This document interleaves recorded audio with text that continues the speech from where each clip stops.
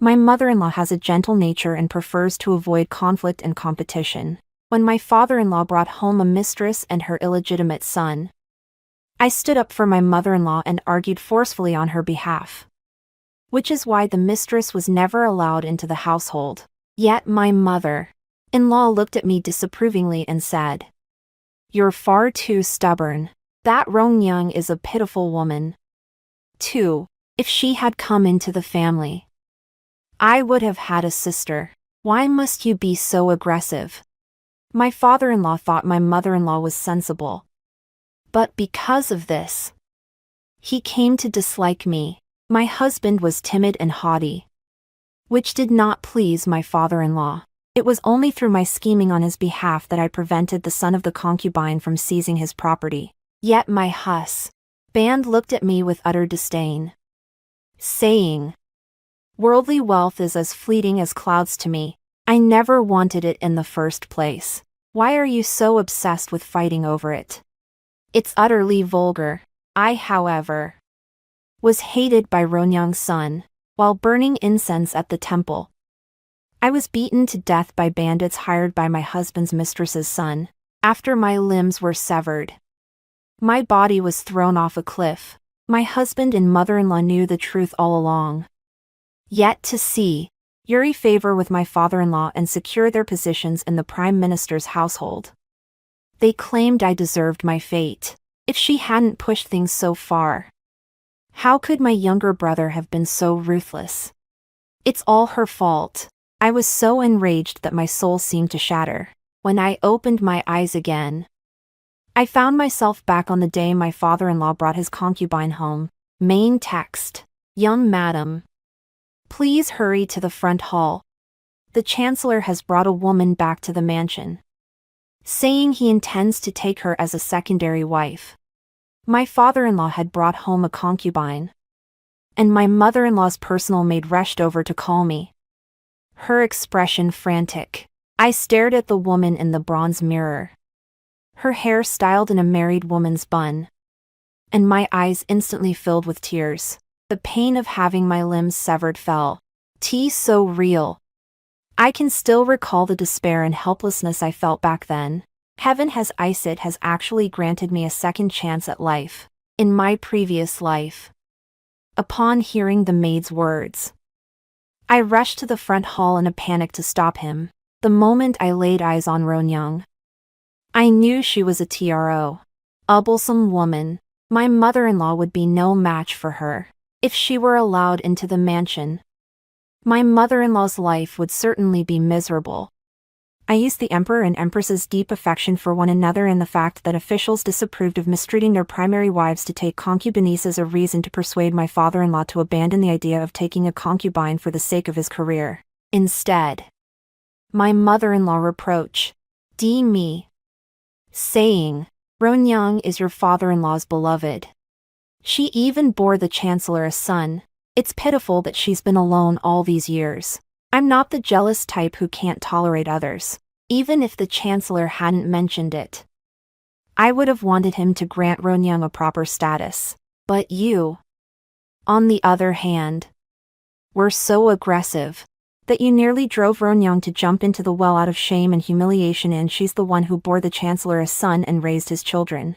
My mother-in-law kept insisting I was meddling in others' affairs, showing no concern that her own husband was taking a secondary wife, and even insinuating that I was jealous. Upon hearing this, my father-in-law thought my mother-in-law was being reasonable, and instead felt guilty toward her. He did not make Ronyang a secondary wife, but instead made her a concubine. But the looks my father-in-law and Ronyang gave me grew increasingly hostile. My father-in-law confined me to my room and ordered me to copy the virtues of women and the admonitions for women 30 times. I was not allowed to leave until I finished.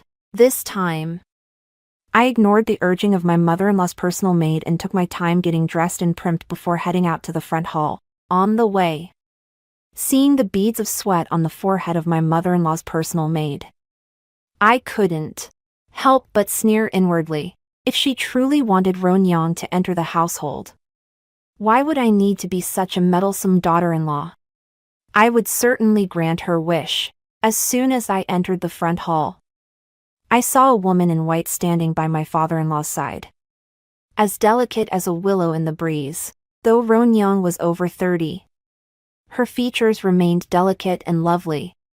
In comparison, her mother-in-law looked decidedly aged. Ronyoung wiped the tears from the corners of her eyes. Sister, I am of lowly birth. Even if I were to become a slave or a maid, I would have no complaints, but Binner is, after all, the minister's flesh and blood. I beg you to show me RCY and allow Binner to be reunited with his family. Beside her stood a young man who bore a striking resemblance to her father-in-law. His eyes filled with fear and apprehension toward her mother-in-law and her husband. He appeared to be a few years younger than her husband. He must be Ronyoung's son, Gu Huabin. He was also the very culprit who had killed me in my previous life. At the thought, I longed to stab him to death with a knife, but I couldn't. I still needed to watch them tear each other apart. My father-in-law wrapped his arm around Ronyoung's shoulder, his face full of concern. What nonsense are you talking about being a slave or a maid? You've carried on my bloodline. I should rightfully take you as a cowwife. Don't worry. Let the lady prepare your dowry and betrothal gifts. You won't be treated unfairly. Ronyoung's face lit up with joy. Then I thank you in advance. Sister.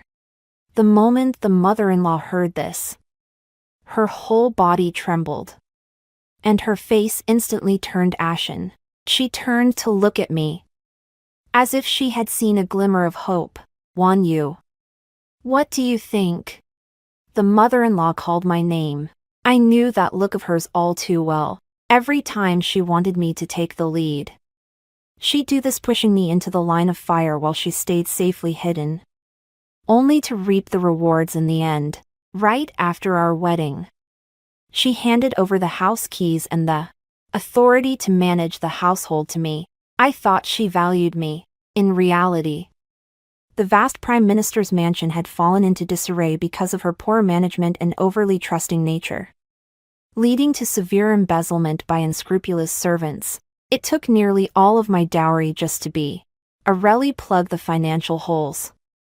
And only after I cracked down on the unruly servants did the atmosphere in the mansion gradually improve. Yet she would sigh and complain in front of the servants, claiming I was harsh and mistreated the staff. Once I had lost the servants' support, she took back he authority to manage the household as if it were her right.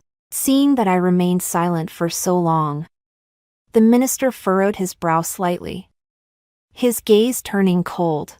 Madame Rose stared intently at me, while Gu Huabin's eyes were even more fierce. They waited for my reply, as if the moment I uttered a Singleno, they would pounce and kill me. With that in mind, I gave a faint smile. Mother-in-law, you manage the inner quarters. As for Madame Ro, no. Regarding how much dowry and betrothal gifts Lady Ro should receive, your daughter-in-law will follow your lead entirely. I seized the MO, meant to change the subject. My father-in-law nodded at me with satisfaction. My daughter-in-law is a sensible young woman. Lady Ro covered her mouth and laughed. Indeed. I'm sure the young mistress and I will get along quite well. No, I wasn't. Mother-in-law's face paled, and she grew flustered. She had intended for me to persuade father-in-law not to take Ronyoung as a cowwife, but I had steered the conversation straight to the topic of dowry and betrothal gifts. I put on an innocent expression, feigning ignorance. Moth Erin. Law clenched her teeth, her voice trembling slightly, a hint of threat in her tone. There's also your dowry in the family treasury. Shouldn't I ask you about that? Ha. There's hardly anything left of my dowry. If anything is to be given to Ronyoung, it will come from her own dowry and the Prime Minister's estate. My dowry belongs to the Prime Minister's estate, since father intends to take a secondary wife. Ronyoung will also be my mother-in-law. As his wife, it is only proper for me to show respect to my future mother-in-law. I spoke gently. Haven't you always felt that the household was too quiet? Now it's perfectia vi gained a younger sister. And my husband has gained a younger brother. The household will finally be lively. I'd only been here a month when she used the excuse of the household being too quiet to try to stuff a concubine into Gu Huiyan's quarters. Of course. I refused with reason and justification. And I suppose that's when she first began to harbor resentment toward me. I turned to look at Gu Huiyan, who stood silently by my side, and said, "Isn't that right?" My husband, Gu Huiyan, seeing his mother-in-law's expression, hesitated and averted his gaze. He was a timid man who dared not defy his father-in-law.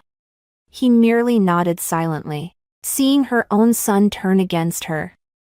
My mother-in-law finally rolled her eyes and fainted. "That woman is your father's mistress. And she even brought a son with her. How could I have given birth to such a good-for-nothing like you?" With not a shred of ambition.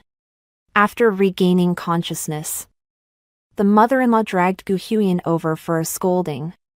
Her words laced with resentment toward me as well. "And that good daughter-in-law of yours. Wanyusha actually let that scheming vixen into the house without so much as a peep." Gu Huiyan looked thoroughly exasperated. As a son, how could I possibly stop my father from taking a concubine?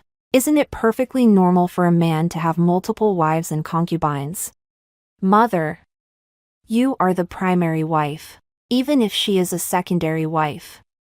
She cannot surpass you. To quarrel with her is simply to lower your own status.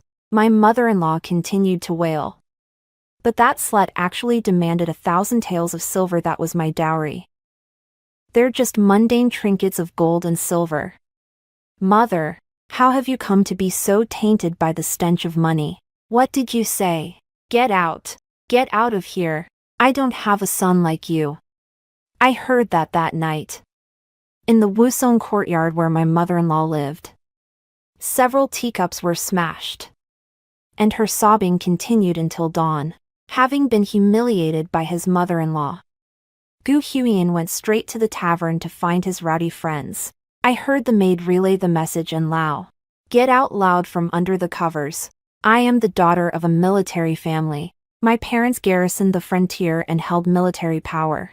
To avoid arousing the emperor's suspicion, they voluntarily petitioned His Majesty to find me a suitable match in the capital, so I could remain there as a token of our loyalty. The emperor had reigned for 10 years, and his harem was virtually non-existent. He and the empress had shared a deep, youthful bond and were deeply in love. He believed that a man faithful to his wife would inevitably be loyal to the nation as well. Court officials, for the sake of their own careers, rarely took concubines. And my father-in-law was one of them. The emperor therefore bestowed a marriage upon me to Gu Huiyan. He said the prime minister's household was simple. The prime minister, like himself, had only one wife and that his son must surely be a young gentleman of both fine character and virtue. The emperor's intentions were indeed good. But he never imagined that the prime minister's household harbored such deep-seated corruption. My husband Gu Huiyan is a dashing young gentleman of the prime minister's household in public, but behind closed doors, he is a good-for-nothing who can't get anything done. If his drinking buddies flatter him a little, he'll lend them money without hesitation. And then, when he can't get it back, he comes to me to complain. I sent my servants to retrieve his money, but he blamed me. We're brothers.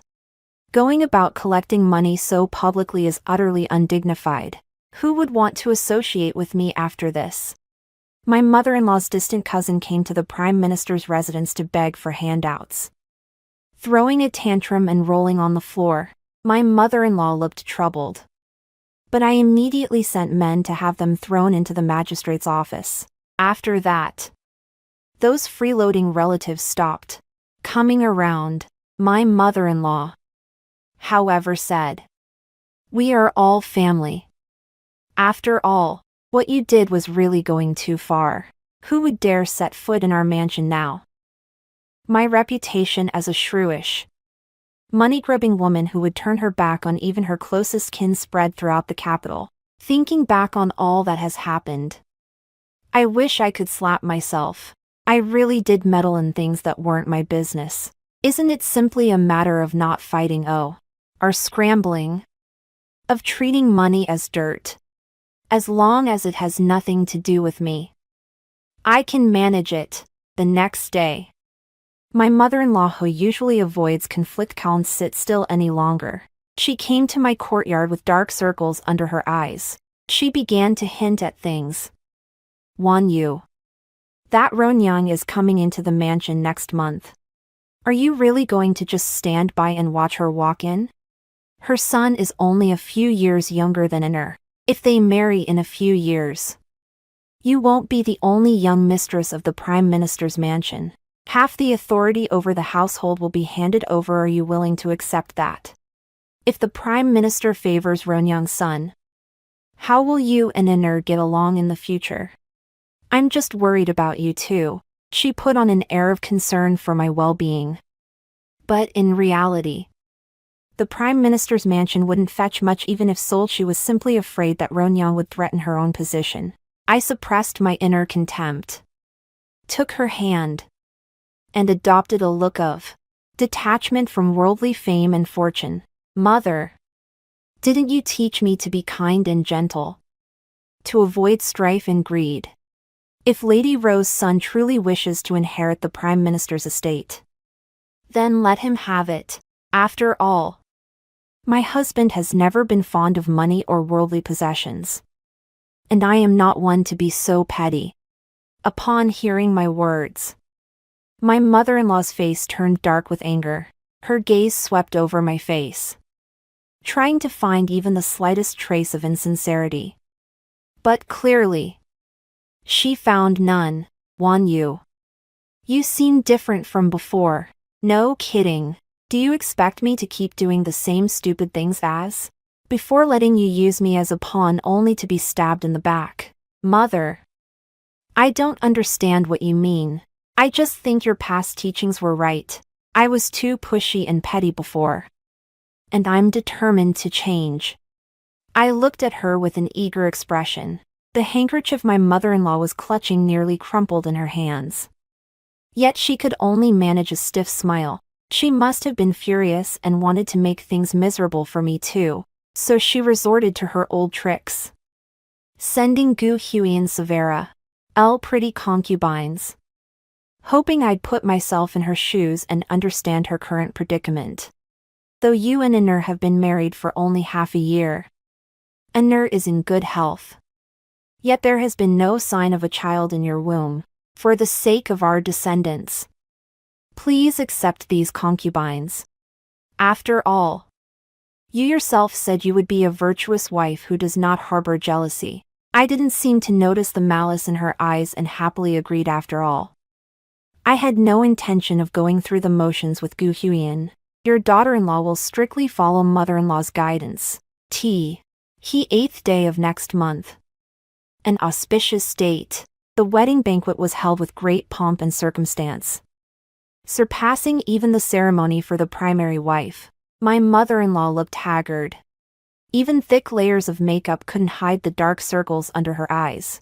She watched Ronyang enter the mansion with her own eyes, yet still had to put on a cheerful smile to entertain the guests, her nails digging into her flesh with the force of her hatred. The ladies among the guests kept glancing at her face, and whispers began to rise. Oh my! I truly thought the lady of the Prime Minister's mansion was a living bodhisattva. Who would have thought she'd come to this? You're telling me she always acted so magnanimous, but now that a cowwife has actually entered the door. Look at that facets. TSK. I hear Ronyang's son isn't much younger than Master Gu's eldest son. How can she possibly swallow her pride like this? It's all the image she built for herself. Now that it's come crashing down, who can she blame but herself? The mocking whispers were like fine needles, piercing the mother-in-law's body one by one. Her hand holding the wine cup trembled slightly, and the smile on her face was so stiff it seemed on the verge of cracking. Her gaze darted frantically among the guests, finally settling on me. She hoped I would step forward immediately, just as I had in the past. To silence these gossiping tongues, I met her gaze, lifted the teacup before me, and then offered her a gentle, harmless smile. Immediately afterward, I turned my head naturally and began whispering with the daughter of a military officer seated beside me. It was as if I had completely failed to receive her plea for help, and had not heard a single word of those harsh whispers. The hope in my mother-in-law's eyes vanished instantly, replaced by disbelief, astonishment, and a hint of anger at being betrayed. Standing there all alone, she bore the gaze of those around her, some sympathetic, some contemptuous, as her face turned from pale to ashen. She swayed slightly, nearly losing her balance. "Is the lady feeling unwell?" Roan Young had approached unnoticed. Her voice was sweet and alluring, yet tinged with obvious smugness. She reached out to support her. "If you're tired, sister, why not go back and rest? I'm here to take care of things." That single word, sister, and her words seemingly considerate but actually a power grab, were the final straw. The mother-in-law violently shook off her hand, and Roan Young used the momentum to deliberately stumble. "Ah!" Roan Young's startled cry successfully drew the attention of everyone present. Her father-in-law immediately darkened his expression and strode over. Catching Roan Young in his arms, he scolded her mother-in-law in a low voice, in front of everyone. "What are you doing? Isn't this embarrassing enough? You claimed you'd treat Roan Young like a younger sister. Yet now, on this joyous occasion, you push her away and humiliate her. How could there be a jealous woman like you?" Her mother-in-law watched as her father-in-law shielded Roan and confronted her. She saw the knowing, spectator-like glances from the surrounding guests. She saw the detached indifference of me, her daughter-in-law, as if none of this concerned me. Then she looked at her own son, who was only drink, with his head down, trying to avoid her at all costs. Her whole body began to shake violently. All her dignity, all her gentleness, crumbled completely in that moment. "Disgrace." Her voice was hoarse, laced with sobs. "Gu Chong Yuan. It's you. It's all of you who have brought this shame upon me." She could no longer maintain her facade of understanding the bigger picture, and the situation spiraled out of control. Her father-in-law, furious and humiliated, dared not lay a hand on his wife in front of everyone. So he shouted at his attendants, "The lady has lost her mind. Hurry up and take the lady back to her chambers to rest." Two maids hurried forward and half-forced the lady to leave. She struggled, and before being dragged out of the hall, she glared at me with eyes filled with hatred and despair. It was as if she were saying, "Are you satisfied now? Why won't you help me?" I looked back at her calmly, my heart untroubled. Satisfied? This is only the beginning. My mother-in-law was so enraged that she suddenly fell ill. My father-in-law merely glanced at her and said, "Since you're ill, rest and recuperate. Leave the household affairs to Roan Young." My mother-in-law tried desperately to dissuade him, hurriedly saying, "Let Juan, you handle it instead. She's managed the household before, so she'll be able to take over easily." She knew that if the authority to manage the household were handed over to Roan Young, it would be easy to give it away but difficult to take back. If it were handed over to me, she could simply take it back whenever she pleased. Father hesitated for a moment, pondered briefly, then looked at me. "Then perhaps." "No. I hurriedly waved my hands, my face betraying my fear. Father, your daughter-in-law is young and inexperienced. Last time I managed the household, I was already overwhelmed and failed to win the servants' support. It was only thanks to Mother's timely intervention that no mistakes were made.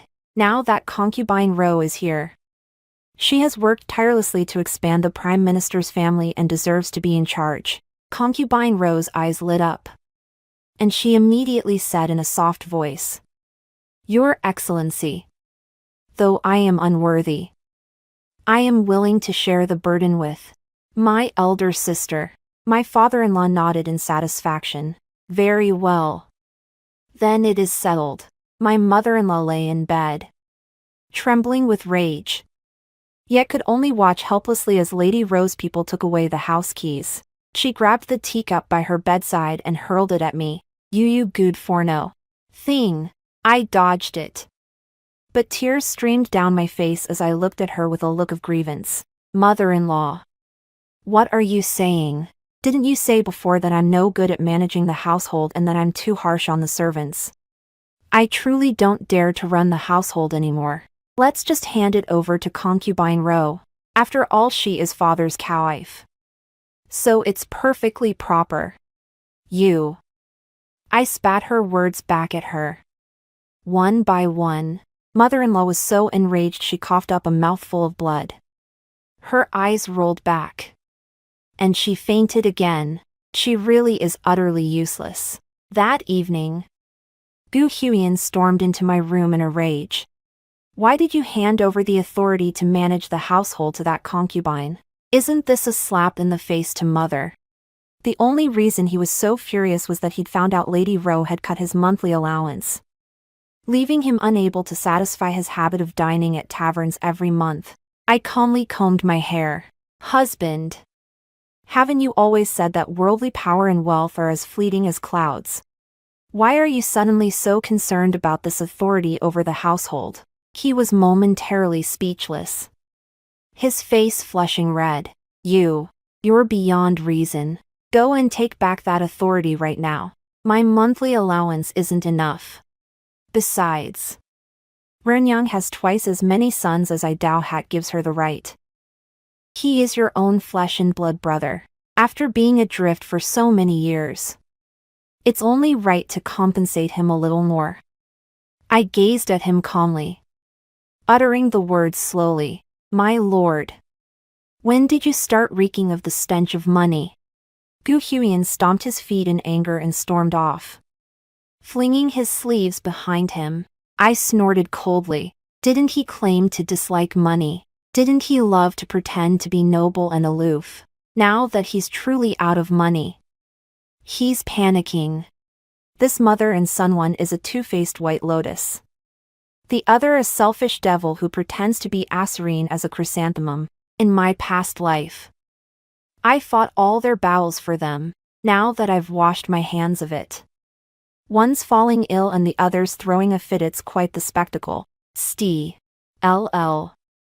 I don't want to see Renyang running the show all by herself. Only when they're locked in a back-and-forth battle can I profit from the chaos.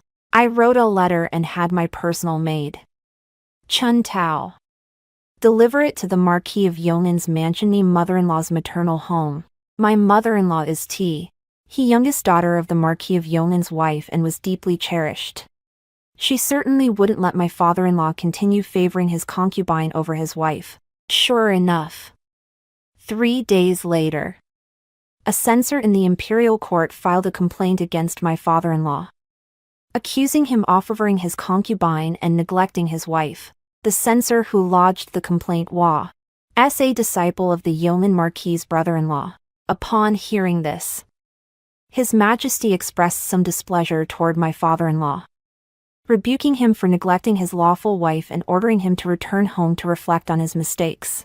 My father-in-law was so frightened that cold sweat poured down his face.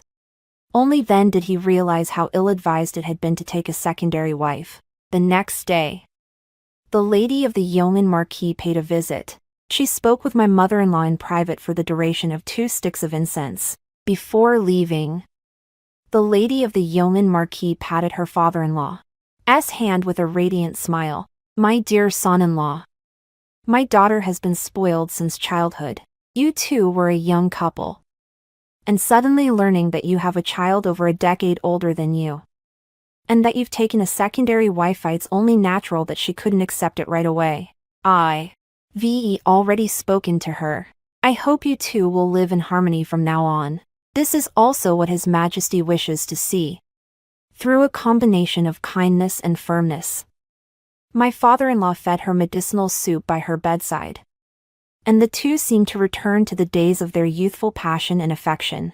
My mother-in-law's illness gradually improved, although she was displeased by my sudden timidity. She chose not to hold it against me, considering that I had written to her family to seek their support. Unlike Rong-young, who was rootless and adrift, she had the yeoman marquis's mansion to rely on. Something Rong-young could never match in her lifetime. Rong-young feared that once her mother-in-law fully recovered, she would lose the housekeeping authority she had worked so hard to obtain. And naturally, she resented this. I had Chun Tao keep an eye on her movements and discovered that her maidservant had been visiting the apothecary frequently lately. Miss, I've looked into it. Chun Tao whispered. Con Kubin Ro claims she's buying medicine for a headache. But it has hallucinogenic properties. Long-term use could be fatal. Moreover, the formula is nearly identical to the lady's, only one or two ingredients differ. Without a thorough inspection, it would be impossible to detect. She intends to secretly swap out the lady's medicine and poison her. Should we tell the lady? My heart skipped a beat. This Lady Ro is indeed no pushover. Actually dares to plot against her mother-in-law. In my previous life, she also vied for favor. But it was merely a rivalry among wives and concubines. Now that she is a cowwife, it has only fueled her ambition and cruelty. I slowly curved my lips into a smile. No need. As the seasons changed, my mother-in-law's health grew increasingly frail. Under this careful recuperation, she was often dizzy and listless, struggling even to get out of bed and walk. During this time, the lady of the yeoman marquis visited several times. Seeing her daughter's sallow complexion and rambling speech, she assumed it was an incurable heartache. From offering a few words of comfort and bestowing extra gifts, she could do nothing else. My mother-in-law clutched her own mother's hand, her eyes brimming with tears. Mother, I can't help but feel there's something strange about this illness. The lady of the Marquis of Yeoman furrowed her brow, and turned to me, who stood by her side. Wan Yu, what did the doctor say about your mother-in-law's condition? I lowered my eyes and replied respectfully. Grandmother, the doctor said it is due to excessive worry and anxiety, resulting in a deficiency of both qi and blood. She needs to rest and recuperate properly. The doctor had long been bribed by Ronyang's people, so naturally he wouldn't tell the truth. Ronyang was also wiping away tears nearby. Sister must still be blaming me. It's all my fault. Seeing this, my father-in-law waved his hand impatiently. Oof. She's the one who can't let go. Who else is to blame? Ronyang, you've served her with all your heart. As long as your conscience is clear, that's enough. The lady of the yeoman marquis, displeased by her son-in-law's attitude, dared not meddle too deeply in the affairs of the prime minister's household and could only sigh as she departed. That day Gu Huiyan, unusually, came to find me on his own initiative. He looked somewhat awkward, wringing his hands, and after stammering for a while, he finally said, Wan Yu, two need some silver. I set down the ledger I was holding. It was the ledger for my own dowry shop. I hadn't touched the Ministry of Rights accounts in ages and looked up at him. What about your monthly allowance?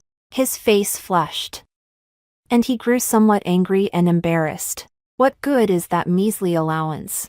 Concubine Rose schemes off so much. Tu was out with some friends the other day, and I took a fancy to an antique inkstone. Friends again. I chuckled lightly. Husband. Have those friends of yours ever repaid a single coin of the silver they borrowed? I've told you before. My dowry was used to cover my family's financial shortfall, leaving me with almost nothing.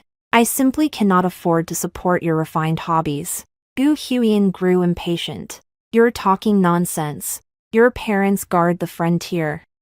The emperor bestows generous rewards upon them. Where is this shortfall coming from? You clearly just don't want to give it to me.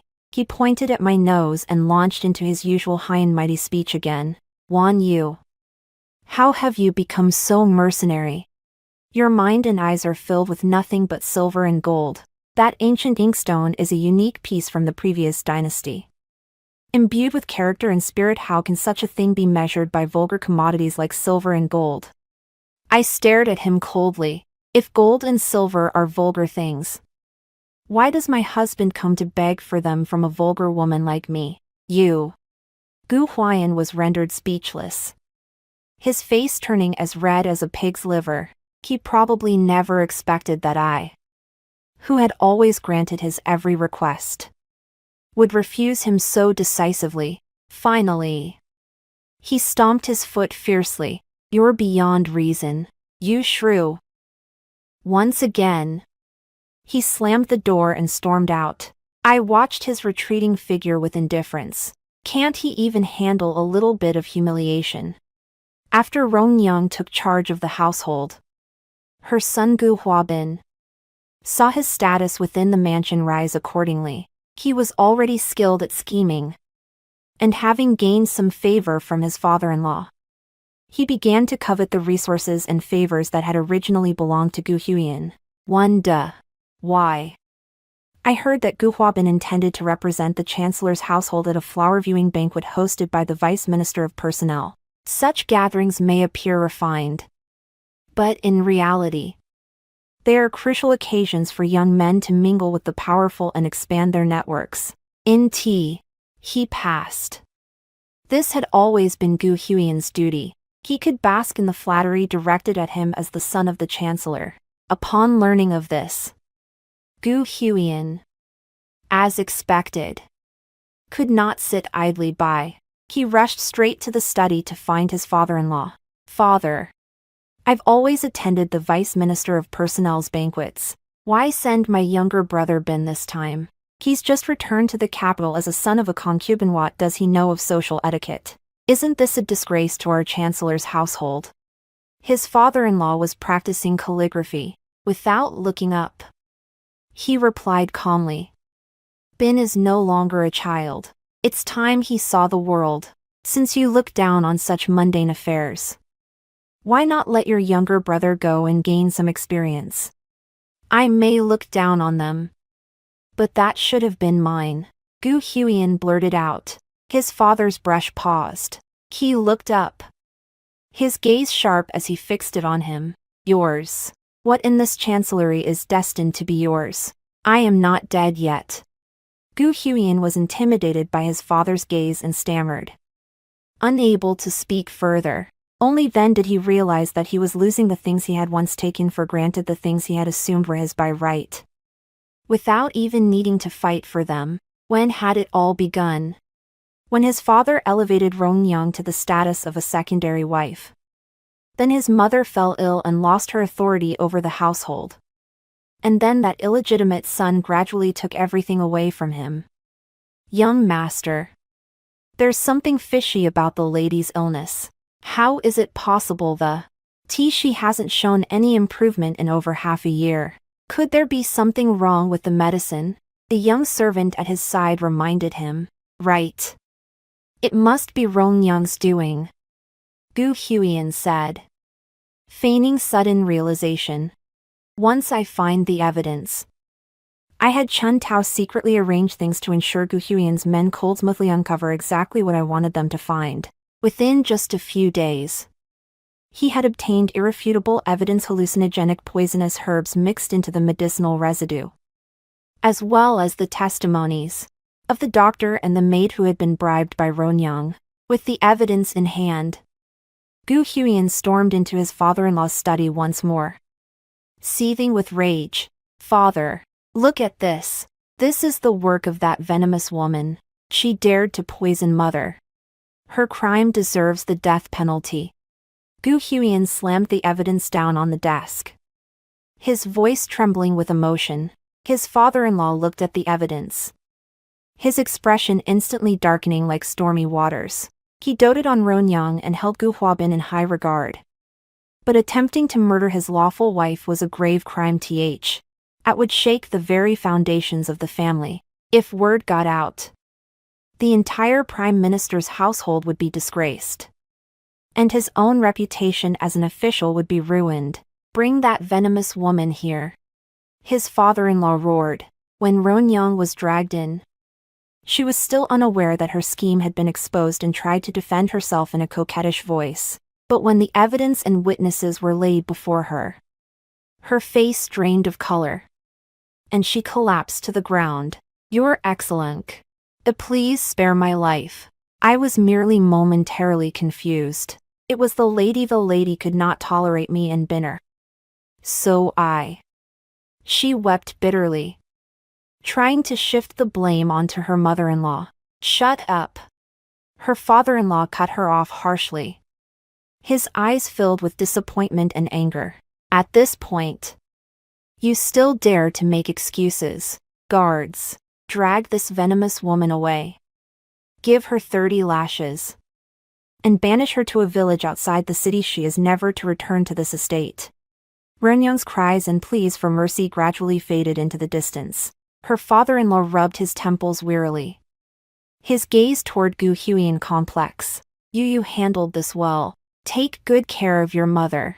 A flicker of smug satisfaction crossed Gu Huyen's face, as if he had finally had his moment of vindication. However, his stepmother's poisoning had already taken deep root. The toxin had penetrated her vital organs. Even after the poison was stopped and renowned physicians were summoned to treat her, she could only barely cling to life. She lay bedridden day after day, her consciousness drifting in and out, and she would never fully recover. After Ronyoung's punishment, Gu Huabin's standing within the mansion plummeted, deprived of his mother's protection and despised for his birth mother's crimes. His father-in-law could not help but recall Ronyoung's malice whenever he saw him, and his former affection for the young man vanished. The seeds of hatred grew wildly within Gu Huabin's heart. He blamed Gu Huyen for everything, convinced that Gu Huyen had destroyed everything he and his mother had ever known. In secret, he sold off some of the jewelry Ronyoung had left behind and paid a hefty sum to hire a band of desperados. One evening a few days later, Gu Huyen was returning from visiting a friend outside the city when he was ambushed and attacked by a group of masked bandits on the official road back to the capital. The servant traveling with him fought desperately to escape and returned to the mansion to deliver the news. By the time the mansion's guards arrived, they found the scene in utter chaos. Gu Huyen lay in a pool of blood, stabbed multiple times, already dead. When the news reached the Prime Minister's residence, his father fainted on the spot.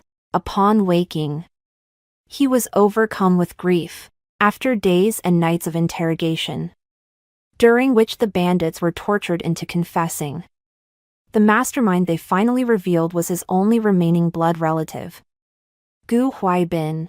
Key seeker, Tly ordered that no bandit be spared, hoping to save Gu Huaibin. But how could I possibly grant his wish and spare this enemy who had killed me in my past life, without alerting anyone in the mansion? I personally wrote a letter. I detailed the entire sequence of events, how Gu Huyen discovered Round's poisoning, Round's subsequent punishment, and Gu Huabin's suspected hiring of a hitman to murder his elder brother word for word, without omitting a single detail. I then had Chen Tao secretly deliver it to the Marquis of Yonlin's residence. Upon learning that her beloved daughter had been poisoned to the point of death and her grandson brutally murdered, The Marquis of Yilnin's wife was overcome with grief and fury. The Marquis of Yilnin was even more enraged. He immediately rallied his former students and old associates to impeach the chancellor in the imperial court with the harshest words, accusing him of lax family discipline, condoning his illegitimate son's murder of his elder brother, and attempting to shield the true culprit. The evidence was overwhelming, and public opinion was in an uproar. His Majesty was furious, rebuking his father-in-law. If you cannot manage your own household, how can you govern the nation? He stripped him of his position as chancellor and demoted him to commoner status. Gu Huabin was soon apprehended, faced with eyewitness testimony and physical evidence. He confessed without reservation to hiring a hitman to kill his brother and was sentenced to be beheaded after the autumn harvest. My mother-in-law, lying on her sick bed, lost her last glimmer of hope upon hearing of her son's tragic death. On a bitterly cold night, she passed away silently. I calmly settled all the funeral arrangements. I sold off the remaining properties of the Prime Minister's mansion, and the PRO seats were used to supplement my dowry. Upon returning to the frontier, my father and mother had been waiting for me for quite some time. Your daughter pays her respects to father. I bowed solemnly. My father helped me to my feet. His eyes filled with pity. You've suffered so much. I shook my head. For the sake of the general's house, I do not consider it suffering. Yes. All of this was never merely about revenge. From the moment I was reborn, I understood that the infighting within the Prime Minister's household was a minor matter. The true danger lay in the suspicion of the one sitting on the dragon throne. His Majesty had arranged my marriage to the Prime Minister's family primarily to keep my father, who held military power, in check. Now that the frontier is secure, the bow is put away once the birds are caught. Turmoil within the Prime Minister's household has made His Majesty feel a sense of guilt toward me. And this is the perfect opportunity for the general's house to extricate itself. Father, have you made all the arrangements? I asked. Father nodded. His Majesty has relented. He has granted me permission to relinquish my military authority and retire to my ancestral home. I breathed a sigh of relief. That's good.